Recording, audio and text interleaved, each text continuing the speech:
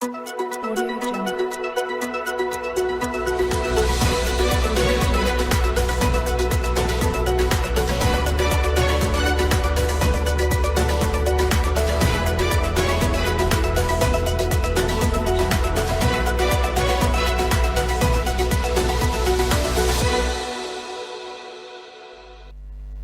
Mesdames et messieurs, bienvenue à tous dans cette rétrospective de la semaine. La gratuité de la maternité et la prise en charge des soins de nouveau-nés, lancée depuis le 5 septembre dernier par le chef de l'État, Félix Tshisekedi à Kinshasa, a été l'objet de l'évaluation de l'inspection générale des finances en présence du ministre de la Santé et des directeurs généraux des établissements publics concernés par ce programme. L'évaluation du programme de la couverture santé universelle, cher au président de la République Félix-Antoine Tshisekedi Tshilombo, était au menu de la rencontre qui a réuni d'une part le ministre de la Santé, accompagné de directeurs généraux des établissements publics concernés par ces programmes, et d'autre part l'inspection générale des finances. Dans les faits, l'IGF a été retenu comme organe chargé de l'encadrement des opérations financières, de la gratuité des accouchements et des soins des nouveau-nés.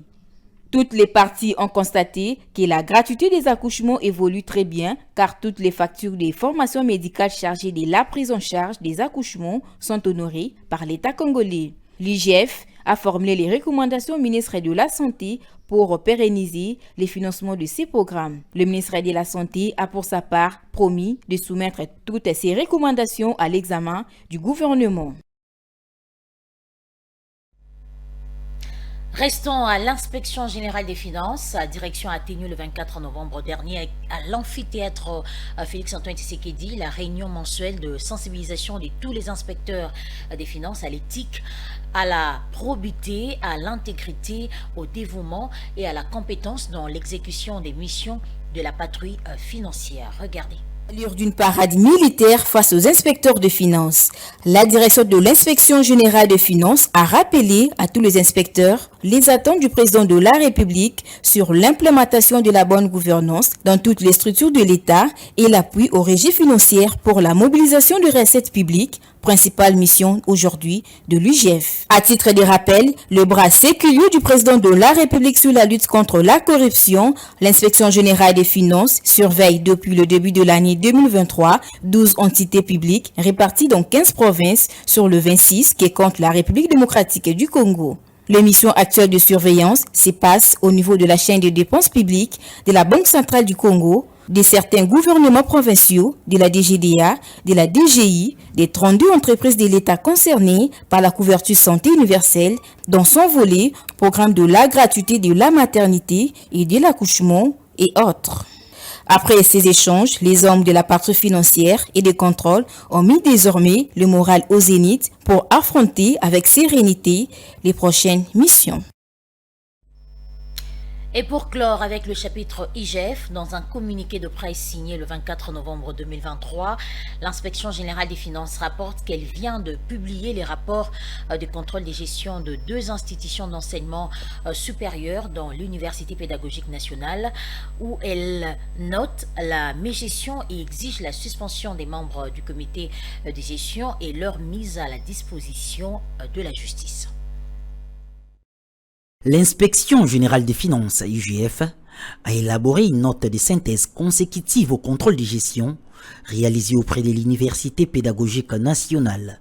Ces contrôles a couvert la période allant de 2015 à mai 2023, période au cours de laquelle l'Université pédagogique nationale a été dirigée par plusieurs comités de gestion, dont celui en cours au moment de l'exécution de la mission. L'objet de celle-ci était, entre autres, de s'assurer de l'exhaustivité de la comptabilité de toutes les recettes réalisées, au fond, mis à la disposition de l'entité, de contrôler les affectations ainsi que les justifications de l'utilisation des fonds récits ou mobilisés par cet établissement public, de s'assurer de la régularité et de l'opportunité des dépenses effectuées, de s'assurer de la régularité de la gestion du personnel, de s'assurer de la régularité des avantages en faveur du personnel et des cadres dirigeants, Cette enquête de l'IGF a noté une mauvaise gestion de l'Université pédagogique nationale, se matérialisant notamment par la non-déclaration et les non-paiements des impôts, dus à l'État sur toutes les primes et collations payées aux 4 agents de l'IPN, primes et collations du reste, octroyées même pour des tâches régulières et normales qui rentrent dans les attributions du personnel, les non-paiements des quotités dues au trésor public sur les frais des diplômes, dont les montants total s'élèvent à 190 225 $ américains pour l'année académique 2021-2022.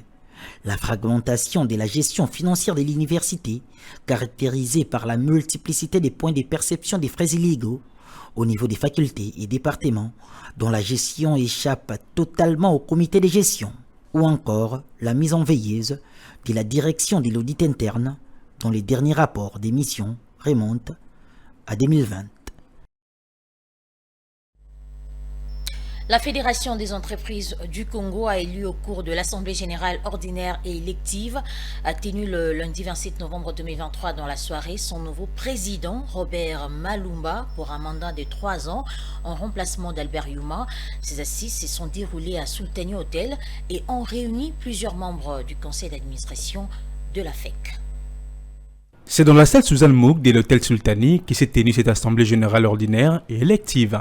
Ces assises de séjour marquent également la fin du mandat d'Albert Yuma à la tête de cette fédération. Prenant la parole, le président sortant de la FEC a remercié chaque membre de la fédération pour la confiance placée en sa modeste personne.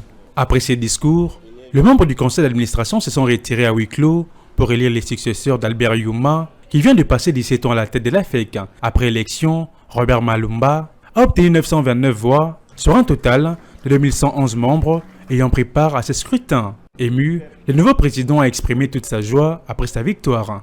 Je tiens à remercier tous les membres de notre fédération qui ont participé à cette élection, qui m'ont confié la charge de diriger notre organisation. Je suis honoré de représenter vos voix et intérêts. Cependant, j'ai conscience des défis auxquels je me sens confronté en tant que nouveau président. Mais je sais qu'ensemble, nous pouvons surmonter ces défis. Voilà pourquoi je suis déterminé à vous représenter avec dignité et efficacité. Pour ce faire, je crois que la collaboration entre nos entreprises et le gouvernement demeure essentielle parce qu'en travaillant ensemble, nous pouvons créer des opportunités de croissance économique et de développement pour nos entreprises tout en favorisant la croissance économique du pays dans son ensemble. Le nouveau premier vice-président de la FEC, Ambroise Tiyoyo, a noté quelques défis qui les attendent. Le premier défi, c'est de créer une véritable classe moyenne congolaise. Ça, c'est la volonté politique, mais c'est aussi un défi pour le secteur privé d'adhérer à cette volonté exprimée pour susciter parmi elles des femmes et des hommes d'affaires, créer réellement cette classe moyenne dont on a besoin pour amorcer le développement de notre pays. Il faut souligner que la durée du mandat du président du conseil d'administration de la FEC passe de 3 à 4 ans, renouvelable une seule fois. Au cours de cette même assemblée générale de la FEC, le président sortant Albert Yuma a remercié tous les membres de ce syndicat patronal pour leur accompagnement durant son mandat et a présenté l'économie du rapport des différentes activités de la Fédération de l'exercice 2022 en faveur de ses membres tant sur le plan consulaire que syndical, aussi bien au niveau de l'administration centrale qu'en province. On l'écoute. Mesdames et messieurs, s'agissant des activités menées par la Fédération au cours de l'exercice 2022, il y a lieu de noter que la FEC a poursuivi ses efforts de développement des activités rentrant dans le cadre de la promotion des activités économiques des entreprises et la défense des intérêts de ses affiliés. De même, d'énormes efforts ont été consentis par notre fédération pour maintenir de bonnes relations avec les pouvoirs publics à tous les échelons, notamment président de la République, Parlement, gouvernement central, gouvernements provinciaux, services, établissements et institutions publiques. Dans le cadre de la fonction consulaire, la FEC a réalisé 8 sessions de formation et d'information au profit des membres sur diverses matières, 3 visites d'entreprise, 3 missions économiques à l'étranger, 15 délégations étrangères ont été reçues, 7 activités promotionnelles étrangères ont été promues, ainsi que la publication de 3 numéros du bulletin d'information, la lettre, 34 newsletters et de l'annuaire de la FEC. Par ailleurs, La FEC a participé à plusieurs activités organisées par les institutions étatiques, telles que le Parlement, le gouvernement central, les provinces, les services publics ou privés, ainsi que les organisations internationales au pays, tout comme à l'étranger, parmi lesquelles l'organisation de la semaine de la RDC à l'Expo Dubaï 2020, une rencontre de renommée mondiale dont j'ai eu le privilège de conduire une délégation de plus de 55 opérateurs économiques, à l'issue de laquelle 2 sociétés ont trouvé des partenaires techniques pour la création d'une centrale photovoltaïque. Une séance de travail et de renforcement des liens au ministère de l'économie nationale entre les transporteurs aériens et les pouvoirs publics. À l'issue de cette séance de travail, la RVA a été instruite de maintenir la franchise de 2 heures accordée aux compagnies aériennes jusqu'à la conclusion des discussions et de plus facturer la redevance handling dans les aéroports asservis par les services d'assistance au sol. Face à la presse, le ministre des Finances Nicolas Kazadi, aux côtés de son collègue de la communication, a présenté le mardi 28 novembre 2023 le bilan chiffré de l'action du gouvernement lors d'une conférence axée sur les bilans économiques et les perspectives. Il a en outre martelé sur la bonne croissance économique qu'a enregistré la RDC pendant 5 dernières années. Mesdames et messieurs de la presse, bonsoir. Dans son intervention, le ministre Nicolas Kazadi a commencé par présenter les principales évolutions du cadre macroéconomique. Concernant la croissance économique, Nicolas Kazadi a insisté sur la résilience dont a fait preuve l'économie du pays durant ces 5 ans du mandat du président de la République, Félix-Antoine Tshisekedi. 5 années dont 2 étaient marquées par la cohabitation, 1 année par la pandémie de Covid-19. De 2018 à 2023, la croissance économique est partie de 5,8% à 6,2%, a-t-il précisé. Sur 5 ans, nous avons connu 2 années, presque 2 années et demie de cohabitation, et dont 1 année frappée par la crise de la pandémie Covid. Et pour le reste de la période, nous avons connu environ 2 années et demie d'activités intenses, de réformes du gouvernement. Notre économie a été résiliente. Elle est partie d'un taux de croissance de 5,8% en 2018 à 4,4% en 2019. Pendant la crise Covid en 2020, la croissance est demeurée positive. Il n'y a pas eu plus de 3 pays en Afrique qui ont connu un taux de croissance positif en 2020. La RDC fait partie de ces 3 pays, avec 1,7% de croissance. Et à partir de 2021, la croissance est repartie de plus belle, parce que nous avons connu successivement 6,2, 8,9 et 6, et aujourd'hui on projette 6,2 de croissance pour 2023. Nous avons donc été en général bien au-dessus de la moyenne du continent et même de la moyenne au niveau mondial. Il faut noter que le défi relevé est énorme et le gouvernement compte poursuivre dans cet élan dans le but notamment d'améliorer les conditions de vie des Congolais et de renforcer leur pouvoir d'achat. Toujours lors de cette même conférence de presse, Nicolas Kazadi a souligné le fait que la dépréciation monétaire s'est plus ou moins stabilisée en dépit de quelques soubresauts de l'année 2023 marqués par une forte inflation au niveau international. On l'écoute. S'agissant du taux de change, qui est le principal vecteur qui explique l'évolution de l'inflation, ce n'est pas le seul, mais c'est le principal, eh bien, le taux de change s'est plutôt bien comporté, avec un taux de dépréciation relativement faible, sauf en 2020, année marquée par la crise Covid, 1,6% de dépréciation en 2019, 10% en 2020, 9% en 2021, 1,1% en 2022, et malheureusement en 2023, on est à 12,5% de dépréciation du taux de change, avec un impact direct sur l'inflation, comme je viens de l'expliquer. Donc, nous sommes une économie qui reste encore trop ouverte, trop extravertie et trop dépendante des importations, et donc notre sensibilité à la variation du taux de change est excessive. Le nouveau régime a commencé en 2019. Les réserves de change étaient évaluées à peu près $1 milliard. Aujourd'hui, nous sommes à 4,7 milliards. Cela est une combinaison des résultats économiques, des exportations, mais aussi le programme avec le FMI, la reprise de la coopération avec les bailleurs, la combinaison de ces éléments nous a permis d'amener le niveau des réserves au niveau actuel, qui est un niveau important, mais encore faible si on doit le comparer au nombre de mois d'importation, parce qu'en même temps que les réserves augmentent, en même temps l'économie augmente, et donc si on doit le comparer en mois d'importation, eh bien le progrès est réel, mais il n'est pas aussi important qu'on pourrait l'imaginer. Dans un autre chapitre, les entrepreneurs adhérant à la vision du chef de l'État en mission de travail à Kikwit, le directeur général de la RSP, Miguel Katambe Kachal, a échangé avec les opérateurs économiques de différents secteurs de la province du Kwilu autour des enjeux de la sous-traitance en RDC et le développement de la vraie classe moyenne congolaise. C'était également l'occasion pour le numéro 1 de la sous-traitance en RDC d'inviter les sociétés principales à se formaliser pour être des sociétés affiliées à l'ARSP et profiter des avantages et opportunités d'affaires actuelles. Kikwit est une ville qui regorge un nombre important d'opérateurs économiques. Le patron de la sous-traitance en République démocratique du Congo a trouvé utile, durant son séjour de travail au Kwilu, d'avoir un entretien approfondi avec eux en ce qui concerne la loi sur la sous-traitance et ses mesures d'application incorporées dans la chaîne de valeur des investissements étrangers. En effet, c'est la salle Lupemba qui a servi de cadre à la dite rencontre du DG Miguel Kachal et les entrepreneurs locaux, tous secteurs confondus. C'était en présence de son adjoint et des autorités locales.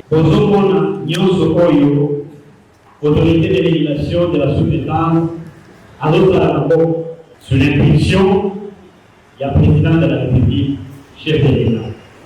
Il a dit ici que vous prenez à cœur l'entrepreneuriat, vous prenez à cœur la vision, il y a un président de la République, chef de l'État, Félix Antoine Tshisekedi Tshilombo, Oyo, Nakoseka, Bobi Telaina Maboko. S'en est suivi un jeu de questions-réponses auquel l'honorable Miguel Kachal s'est prêté avec attention pour satisfaire les préoccupations des uns et des autres.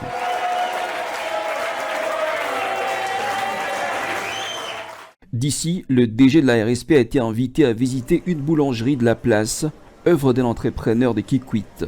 Émerveillé, Miguel Kachal a promis un accompagnement de son institution. Ce n'est pas une usine des expatriés, mais donc ça demande l'appui de l'État, raison pour laquelle nous sommes ici, pour voir comment nous pouvons propulser cet entrepreneuriat dans notre pays.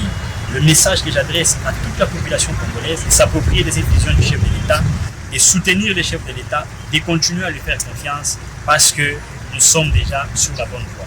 À noter que la promotion de l'entrepreneuriat local se trouve être le socle de l'indépendance économique de la RDC. À fin octobre de l'année en cours, la balance commerciale a affiché un excédent de plus de 3 000 millions de dollars américains, une augmentation de 4,43% par rapport à la période correspondante de 2022. C'est ce qu'a indiqué le rapport publié par la Banque centrale du Congo au 24 novembre. Et à la même période, l'offre de la monnaie centrale a enregistré une hausse hebdomadaire de 1,5%. La valeur des biens et services exportés à fin octobre 2023 s'affiche légèrement à la hausse par rapport à la période correspondante de 2022. D'après le document publié par la Banque centrale du Congo, la balance commerciale est excédentaire de 3 836 millions de dollars contre 2 325 millions de dollars en octobre 2022. Cette croissance excédentaire fait essentiellement suite à la hausse plus prononcée des exportations par rapport à celle des importations. En perspective, les exportations ont accru de 7,33% et les importations se sont affichées à 1,21%. Le document de la banque d'émission indique également à la période du 24 novembre une croissance hebdomadaire de 1,5% pour s'établir à 8 233 milliards de francs congolais. Cet accroissement tient des hausses enregistrées tant par les actifs extérieurs nets que les actifs intérieurs nets. Une augmentation qui se chiffre respectivement à 121,3 milliards et 3,8 milliards de francs congolais. En ce qui concerne les composantes, la hausse de la monnaie centrale est expliquée par l'augmentation de la circulation fiduciaire et des engagements envers les autres institutions de dépôt, respectivement de 73,8 milliards de francs congolais et 51,2 milliards de francs congolais. La première édition du Forum national d'identification des victimes, la procédure des réparations individuelles et le partenariat avec l'écosystème organisé par le Fonds national de réparation des victimes de violences liées au conflit et d'autres crimes contre la paix et la sécurité de l'humanité s'est clôturé le jeudi à Kinshasa, une journée marquée par la présentation en forme de document final des travaux des commissions. Avant la plénière, en cette journée de clôture, chacune des 3 commissions a clôturé ses réflexions qui ont été soumises au président des travaux. La commission sur l'identification et la gestion de l'écosystème a examiné et catégorisé les ONG locales, nationales et internationales d'aide aux victimes, le service étatique, le cabinet indépendant et les associations des victimes. Les FONAREV travaillera en étroite collaboration avec les différents ministères concernés pour mettre en œuvre les actions de réparation conformément aux politiques nationales sectorielles et les fonds alloués à l'écosystème. Il définira également le tâche spécifique pour chaque mission confiée aux partenaires sélectionnés, conformément aux principales missions reconnues à l'écosystème. Pour cette commission, plusieurs recommandations ont été formulées comme, entre autres, la réalisation d'une identification pilote pour déterminer la durée du processus d'identification par zone opérationnelle, la mise en place des mesures visant à accroître la crédibilité du processus en impliquant les associations des victimes, les ONG, les structures de prise en charge et les autorités locales, tout en tenant compte de l'historique, du lieu et des circonstances des crimes commis, le démarrage par la région de l'Est, en raison du nombre élevé des victimes et de la durée d'attente, la délivrance d'une carte des victimes sécurisée et l'équilibre ethnique dans le recrutement du personnel. Quant à la commission sur la stratégie des communications, il y a eu élaboration d'un plan stratégique axé sur 4 points, visant à informer les victimes sur le processus d'identification, les inciter à se faire identifier librement et en toute confidentialité, sensibiliser le grand public à l'importance d'identifier les vraies victimes et encourager les autorités et le partenaire à soutenir cette opération. Ce forum a connu la participation de quelques victimes et experts venus de 26 provinces de la République démocratique du Congo. L'or, l'argent et les cuivres sont parmi les produits miniers congolais d'exportation qui ont connu une hausse sur les marchés internationaux à la semaine allant du 27 novembre au 2 décembre 2023. C'est ce qu'a révélé la Commission nationale des mercuriales des prix structure du ministère du Commerce extérieur. Dans le même communiqué, il est signalé à la période précitée la hausse des prix des produits agricoles dont le café Robusta et le cacao. La tonne du cuivre pendant la semaine du 27 novembre au 2 décembre s'est négociée sur les marchés internationaux à 8 234 $, représentant une augmentation de 2,16% par rapport à la semaine précédente où le prix d'une tonne revenait à 8 059 $. Sur le même cap des produits miniers marchands dont les prix ont accru, à l'échiquier international s'alignent l'argent, l'or et l'étain qui s'est négocié respectivement à 0,78 $ contre 0,73 $, soit une hausse de 6,85% les grammes, à 64,37 $ contre 63,04 $ précédemment, soit une augmentation de 1,66% la tonne et à 25 170 $ contre 24 758 $ la semaine précédente, soit un accroissement de 1,66%. La tendance des prix est baissière à la même période pour les produits miniers marchands tels que les cobalt, dont la tonne est passée de 32 758 $ à 32 756 $, soit une diminution de 0,003%. Le kilogramme du tantal, quant à lui, a fléchi de 1,76%, soit il est passé de 227 $ à 223 $. Le prix de la tonne du zinc s'est négocié actuellement à 2 547 $ contre 2 579 $ précédemment. S'agissant des produits agricoles et mini-forestiers, à l'instar du café Robusta et les cacao, ils ont enregistré une augmentation s'affichant respectivement à 2,58 $ contre 2,53, soit une hausse de 1,58% les kilogrammes, et 2,37 $ contre 2,91 $ les kilogrammes. Le prix d'autres produits agricoles et forestiers, par contre, ont fléchi pendant cette semaine. Il s'agit entre autres du café arabica, de la papaïne, de la poudre de totakina, de la raoulfia, pour ne citer que cela. Et voilà, c'est la fin de la rétrospective de la semaine. Mesdames et messieurs, merci à vous de l'avoir suivi.